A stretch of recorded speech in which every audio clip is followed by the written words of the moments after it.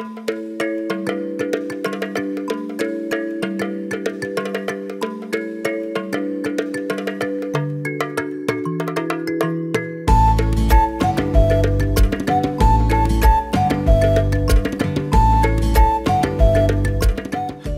Mali, un pays de l'Afrique de l'Ouest qui a un Eldorado des ressources minières, qui a un pierre angulaire dans les ressources minières mondiales.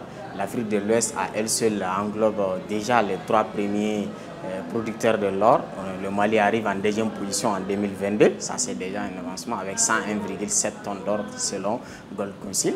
Et en termes de minéraux stratégiques aussi, le Mali regorge déjà des ressources de lithium, dont on va exploiter la première mine de lithium en Afrique de l'Ouest, qui est déjà une avancée majeure. Et en termes des hydrocarbures et même du pétrole aussi, les avancées sont là et on espère que le pétrole du Mali va devenir une réalité. Alors le Mali, en termes d'opportunités, le secteur des ressources minières au Mali, c'est d'abord l'abondance des ressources. On en a en abondance des ressources minières. Et deuxième point d'opportunité, c'est le faible coût d'exploitation. Sous d'autres cieux, le coût d'exploitation au Mali est très faible par rapport à ces pays-là. Donc, ces deux opportunités font que les investisseurs se flouent vers nous. Et le troisième point qu'on peut ajouter à ça, c'est qu'on a des textes attractifs concernant les investisseurs. Donc le secteur minier attire plus en plus d'investisseurs chez nous. C'est parce qu'on a des codes miniers attractifs qui donnent une stabilité par rapport aux autres et avec en abondance des ressources minières et aussi avec le faible coût d'exploitation. Et en termes de défis, c'est de pouvoir intégrer les ressources extractives à l'économie nationale et l'absence de certaines industries préalables au secteur minier. Parce que le secteur minier requiert certaines industries préalables telles que par exemple l'électricité. Nous, on n'a pas ça d'abord. Et en deuxième point, la compétence. Et parfois, la compétence locale fait défaut à certains niveaux. Et je crois qu'en relevant ces deux défis, le secteur minier malien sera un Eldorado. Actuellement, je n'ai pas encore terminé avec les études. J'évolue plus au sein de l'Association des étudiants miniers du Mali. Notamment, je suis la secrétaire principale à la promotion féminine. Et en termes d'expérience, je peux dire que le secteur minier regorge beaucoup d'opportunités, mais aussi c'est plus de pression, de travail en termes politiques, en termes sociaux et économiques pour les femmes.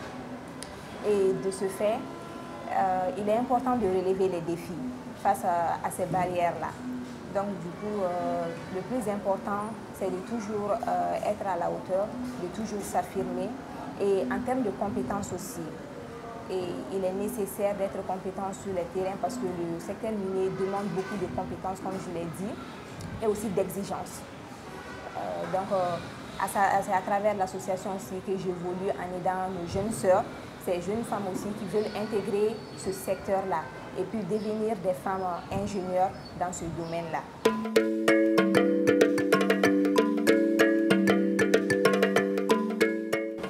Merci d'abord au ministère des Mines et aussi à Entraide pour la promotion du secteur minier. Et je crois que le JMP passé était sur le contenu local. Et on a vu que l'impact déjà, il y a un code sur le contenu local au Mali. Et je crois que cette année, si on parvient à faire un brainstorming sur le développement socio-économique, je crois qu'avant les JMP prochains, on va sortir aussi de ça. Et ressources minérales, comme j'ai dit, le Mali regorge beaucoup de ressources minérales. Et comment intégrer cette activité extractive à l'économie nationale pour qu'on puisse avoir plus d'emplois, pour que chaque Malien, de prendre chaque Malien de façon individuelle, puisse connaître l'impact réel de l'exploitation minière. Parce que toujours les questions sont posées sur les impacts des ressources minières, sur la vie des Maliens de façon individuelle. Et maintenant, à travers le développement socio-économique de l'activité minière, sur la vie des Maliens, de l'individu, surtout la communauté locale d'abord, qui sont impactés avec l'activité minière et de voie régionale et nationale. Donc, ce thème va d'abord se rapporter de façon macroéconomique du point de vue de l'État et de façon microéconomique du point de vue de la communauté locale. Et je crois que c'est un thème qui va fleurir et les exposants vont nous dire davantage beaucoup sur ça. Le secteur minier malien, il n'est pas à négliger que Le Mali fait partie des grands producteurs d'or de l'Afrique de l'Ouest et notamment nous regorgeons beaucoup de ressources minières. Alors, des opportunités, il y en a plein parce que la Dame Nature nous a gâtés avec ces ressources-là. Mais également, le défi majeur, c'est surtout les États doivent mettre l'accent sur les clauses de contrat du contenu local, non seulement en termes d'insertion des étudiants et les infrastructures minières ici, et aussi, je dirais, il est important d'amener les entreprises nationales dans toute l'étendue de la chaîne de développement du secteur minier, afin de profiter pleinement de l'économie nationale.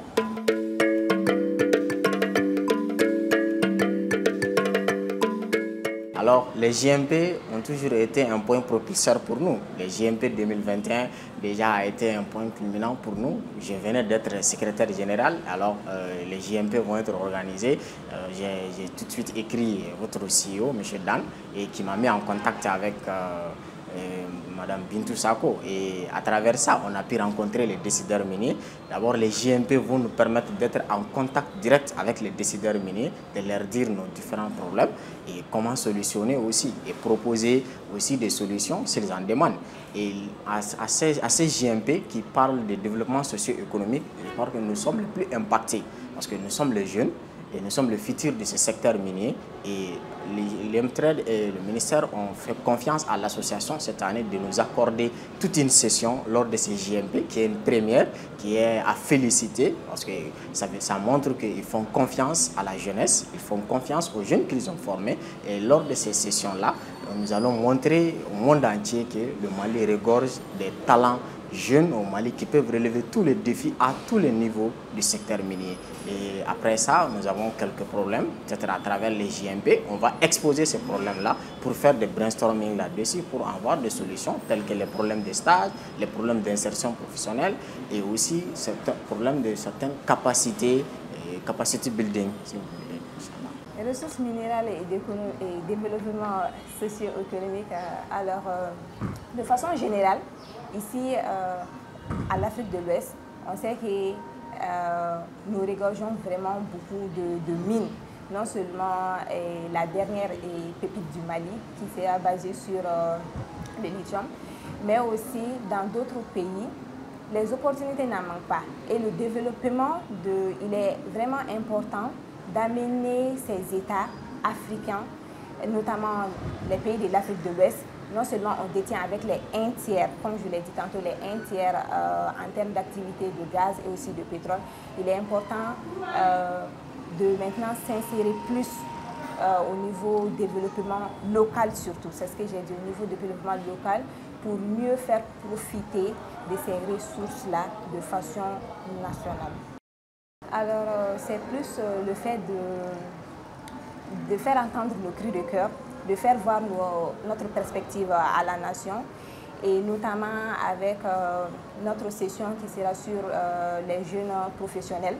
C'est aussi l'occasion pour nous vraiment de faire connaître à ces investisseurs miniers-là, à l'État, que les jeunes ont besoin vraiment de plus de soutien, de plus d'accompagnement en termes d'insertion. Et justement, l'Association des étudiants miniers du Mali est là pour ça. C'est justement de défendre ce côté-là, permettre de relier nos problèmes de stage, que ce soit nos problèmes de stage, oui, parce qu'effectivement, nous en avons beaucoup. L'insertion des jeunes, comme je l'ai dit tantôt, mais en plus de ça aussi, c'est une question de volonté, de dynamisme. Il faut que les jeunes aussi aient la volonté, aussi la mentalité de pouvoir se former, d'être compétents sur le terrain. Alors, comme vous l'avez dit au début, le projet Women Mining de l'Association des étudiants miniers du Mali, qui regorge un peu l'ensemble des femmes qui se sont battues au sein de l'association pour devenir des expertes minières. Alors, l'appel dont je pourrais lancer à ces jeunes dames-là, c'est surtout de ne pas oublier que la femme est faite de caractère holistique. Et de ce fait, on peut faire beaucoup de choses. Et nous avons aussi notre place dans les mines, tout comme les hommes. Malgré qu'il y a beaucoup d'entendements, de marginalisation et autres, le problème, c'est d'avoir la compétence, c'est d'avoir l'expertise. Alors, je lance un appel solennel à ces jeunes-là de venir, de s'exprimer, parce que le JMP, c'est l'occasion pour eux, c'est l'occasion pour nous d'exprimer vraiment nos ressentis face à ces situations défavorables à l'insertion des jeunes, comme je le disais tantôt.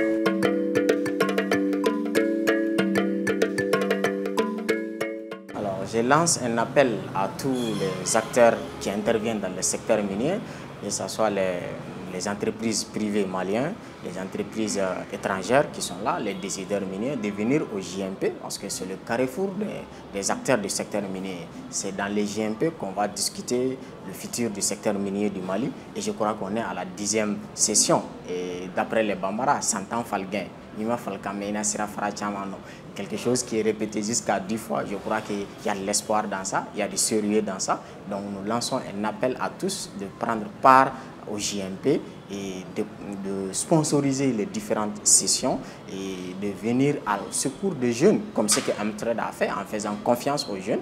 Je lance un appel à toutes les sociétés minières de faire confiance aux jeunes et d'ouvrir les portes des mines pour les jeunes, pour qu'on puisse faire des stages, pour qu'on puisse faire des formations. Parce qu'à la fin, si les jeunes ne sont pas formés, qui va prendre la relève? Donc c'est un message que je lance à tous, d'ouvrir les portes pour faciliter les stages aux jeunes, pour faciliter l'insertion professionnelle aux jeunes. Alors c'est plus le fait de faire entendre le cri de cœur, de faire voir notre perspective à la nation, et notamment avec notre session qui sera sur les jeunes professionnels. C'est aussi l'occasion pour nous vraiment de faire connaître à ces investisseurs miniers-là, à l'État, que les jeunes ont besoin vraiment de plus de soutien, de plus d'accompagnement en termes d'insertion. Et justement, l'Association des étudiants miniers du Mali est là pour ça. C'est justement de défendre ce côté-là, permettre de relier nos problèmes de stage, que ce soit nos problèmes de stage, oui, parce qu'effectivement, nous en avons beaucoup.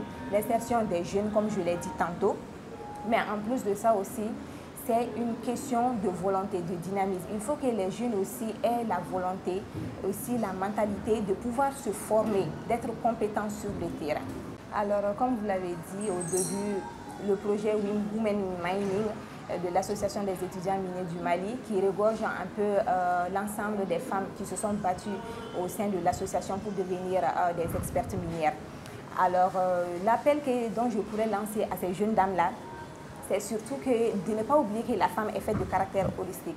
Et de ce fait, on peut faire beaucoup de choses. Et nous avons aussi notre place dans les mines, tout comme les hommes. Malgré qu'il y a beaucoup d'entendements, de marginalisation et autres, le problème, c'est d'avoir la compétence, c'est d'avoir l'expertise. Alors je lance un appel solennel à ces jeunes-là de venir, de s'exprimer, parce que le JMP, c'est l'occasion pour eux, c'est l'occasion pour nous d'exprimer vraiment nos ressentis face à ces situations défavorables à l'insertion des jeunes, comme je le disais tantôt.